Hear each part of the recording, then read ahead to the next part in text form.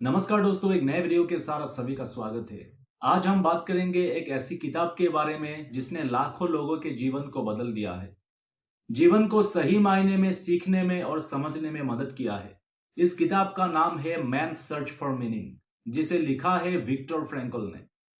यह किताब न केवल गहरी सोच और आत्मज्ञान की यात्रा है, बल्कि हमारे जीवन के उद्देश्य और संघर्षों को समझने का तरीका भी सिखाता है। तो आज हम इस किताब के बारे में विस्तार से जानेंगे और सीखेंगे आखिर कैसे ये किताब हमारे जीवन का असली अर्थ और उद्देश्य समझने में मदद करता है। मैं जितना हो सके आप लोगों को शॉर्ट में इस बुक का जो समरी है उसको बताने की कोशिश करूंगा, या फिर इस बुक में जो भी लिखा हुआ है उसको मैं बहुत ही शॉर्ट तरीके से आप लोगों को समझाने की कोशिश करूंगा ताकि आपका समय बचे। विक्टर फ्रैंकल किताब के लेखक, जो एक प्रसिद्ध ऑस्ट्रियन न्यूरोलॉजिस्ट और मनोवैज्ञानिक थे। उनका जन्म 26 मार्च 1905 को हुआ था। मैन सर्च फॉर मीनिंग किताब को 1946 में पब्लिश किया गया था। इस बुक की इतनी पॉपुलैरिटी है कि अब तक करोड़ों कॉपीज इस बुक का बिक चुका है और 24 से भी ज्यादा भाषाओं में इस बुक का अनुवाद हो चुका है। दुनिया की बेस्ट सेलर्स किताबों के लिस्ट में ये बुक भी आता है। जब हिटलर ने ऑस्ट्रिया पर कब्जा कर लिया तो अन्य सभी यहूदियों के साथ विक्टर फ्रैंकल को भी बंदी बनाकर कंसंट्रेशन कैंप में ले जाया गया। उनके माँ बाप, भाई बहन, पत्नी अलग हो गए। इस किताब में उन्होंने अपने अनुभवों और जीवन की सही अर्थ के बारे में लिखा है। किताब को दो भागों में बांटा गया है। पहला भाग नाजी कंसंट्रेशन कैंप में बिताया गया जीवन का अनुभव और दूसरा भाग जीवन के अर्थ की खोज। पहले भाग में फ्रैंकल ने अपने और दूसरे लोगों के नाजी कंसंट्रेशन कैंप में बिताए गए समय के अनुभवों को साझा किया है। नाजी कंसंट्रेशन कैंप इतना भयानक था, शायद हम अंदाजा भी नहीं लगा सकते। इतिहास के सबसे भयानक और अमानवीय स्थानों में से एक था। कैदियों के साथ बड़े ही बेरहमी से टॉर्चर किया जाता था। कैदियों को बहुत ही कम खाना दिया जाता था, जिससे वो कमजोर होकर धीरे धीरे मर जाते थे। एक ही कमरे में ज्यादा से ज्यादा कैदियों को रखा जाता था, जहां ठीक से बैठने के लिए भी जगह नहीं था और साफ सफाई ना के बराबर था। कुछ कैंपों में बच्चों के ऊपर भयानक वैज्ञानिक प्रयोग किया जाता था। ज्यादा से ज्यादा लोगों को एक साथ मारने के लिए गैस चैम्बर में डाले जाते थे। जो लोग काम करने में असमर्थ होते थे या आदेशों का पालन नहीं करते थे, उन्हें बिना किसी कारण के मार दिया जाता था। कंसंट्रेशन कैंप के अमानवीय अत्याचार कैदियों के शरीर के साथ साथ उनके मनोबल को भी तोड़ देते थे। निराश, हताश और सारी उम्मीदों को छोड़कर वो लोग खुद को मौत के हवाले कर देते थे। मैन सर्च फॉर मीनिंग के ऑथर विक्टर फ्रैंकल ने भी इन नाजी शिविरों में 3 साल एक कैदी के जीवन को बिताया था। उन तमाम अमानवीय अत्याचारों को खुद देखा है, खुद महसूस किया है और उस समय के अनुभवों को ही बड़े ही सहज तरीके से इस बुक में बताने की कोशिश किया है। ऐसी भयानक परिस्थिति में भी जब शरीर और मन दोनों टूट जाए, तब हमें क्या करना चाहिए। विक्टर फ्रैंकल के पिता की भूख और निमोनिया के कारण कैंप में ही मौत हो गया था, तो उनकी मां और भाई को गैस चैम्बर में डाल दिया गया था। विक्टर की पत्नी की भी कैंप में बीमारी के कारण मौत हो गई। कंसंट्रेशन कैंप में विक्टर फ्रैंकल का दिन हर रोज निराशा, निगेटिविटी और उदासी से भरा होता था। किसी को पता ही नहीं था कि अगली सुबह उसके साथ क्या होने वाला है। शायद उनका आखिरी दिन भी हो सकता था। किसी के पास कोई उम्मीद या आशा ही नहीं थी अपनी जिंदगी से। लेकिन उनमें से कुछ लोग ऐसा भी था जो उन भयंकर परिस्थितियों के बीच भी अपनी जिंदगी से उम्मीद बनाए रखा था, और उनमें से एक विक्टर फ्रैंकल भी है। चाहे कुछ भी हो जाए, उम्मीद नहीं छोड़नी, अंत समय तक उम्मीद बना के रखना है।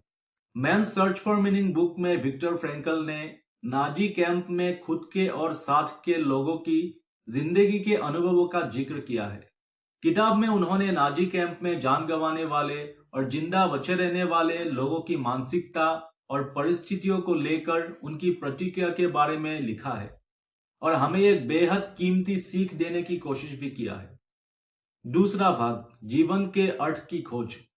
विक्टर फ्रैंकल एक मनोवैज्ञानिक होने के कारण वो कैंप में अपने साथी या बाकी कैदियों के व्यवहार और मन को अध्ययन करते थे और उन्होंने एक इंटरेस्टिंग फैक्ट पता किया। कि जो लोग कैंप में असहनीय टॉर्चर या फिर असहनीय पीड़ा के कारण अपने सभी उम्मीदों को छोड़ चुके थे, जीवन से सभी आशाओं को त्याग चुके थे, तो उन लोगों की मौत जल्दी हो रहा था। लेकिन जो लोग उन तमाम कष्ट, पीड़ा और टॉर्चर के बाद भी खुद से उम्मीद नहीं हारा था, अपने अंदर उम्मीद और आशाओं को जगाए रखा था, वो लोग जिंदा थे। फ्रैंकल का कहना है कि हम अपनी परिस्थितियों को बदलने में हमेशा सक्षम नहीं होते, लेकिन हम अपने नजरिए और दृष्टिकोण को अवश्य ही बदल सकते हैं। जीवन में हर किसी को संघर्ष का सामना करना पड़ता है, लेकिन हम उस संघर्ष को एक उद्देश्य के रूप में देखें तो हम उसे सहन कर सकते हैं और उससे बाहर निकल सकते हैं। अगर किसी इंसान को अपने जीवन में कोई उद्देश्य मिल जाता है, जीवन जीने का कोई अर्थ या फिर मीनिंग मिल जाता है, तो वो इंसान कठिन से कठिन परिस्थिति में भी खुद के अंदर उम्मीद, धैर्य और हिम्मत को बनाए रखता है, क्योंकि उसके पास जीवन जीने का कोई अर्थ होता है या फिर उद्देश्य होता है। लेकिन वहीं पर अगर किसी के पास जीवन जीने का कोई उद्देश्य या फिर जीवन का कोई अर्थ या मीनिंग नहीं होगा, तो क्या होगा कि वो धीरे धीरे निराशा, हताशा और मानसिक संतुलन को भी खो सकता है। और विक्टर फ्रैंकल ने नाजी कैंप में इन सभी बातों को अपने मनोवैज्ञानिक दृष्टि से देखकर एक थ्योरी का आविष्कार किया, जिसे लोगोथेरापी के नाम से जाना जाता है। लोगोथेरापी में मरीज को वास्तव में उसके जीवन के अर्थ और उद्देश्य से परिचित करवाया जाता है, जिससे मरीज को नया उम्मीद और साहस मिलता है। जीवन के अर्थ पता होने पर उसको मानसिक रूप से साहस मिलता है। फ्रैंकल का कहना है कि जीवन का सबसे महत्वपूर्ण उद्देश्य अर्थ की खोज है, यानी कि जीवन में कोई मीनिंग की खोज है। उन्होंने कहा कि किसी व्यक्ति का मानसिक स्वास्थ्य इन बात पर निर्भर करता है कि वो अपने जीवन में किस उद्देश्य के साथ जीता है।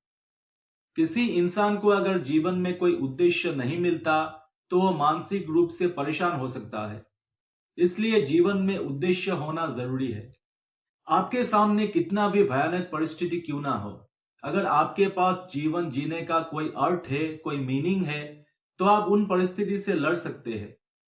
आपको अपने आप ही साहस मिलता है और इस अर्थ को आप अपने कामों के अंदर, अपने प्यार के अंदर या आध्यात्मिकता या फिर स्पिरिचुअलिटी के अंदर भी ढूंढ सकते हैं। विक्टर फ्रैंकल ने कहा, जब हम किसी परिस्थिति को बदलने में सक्षम नहीं होते तो हमारे सामने स्वयं को बदलने की चुनौती होती है। यानी कि हम लोग परिस्थिति को नहीं बदल सकते, लेकिन हम खुद के नजरियों को या फिर खुद के सोच को जरूर बदल सकते हैं।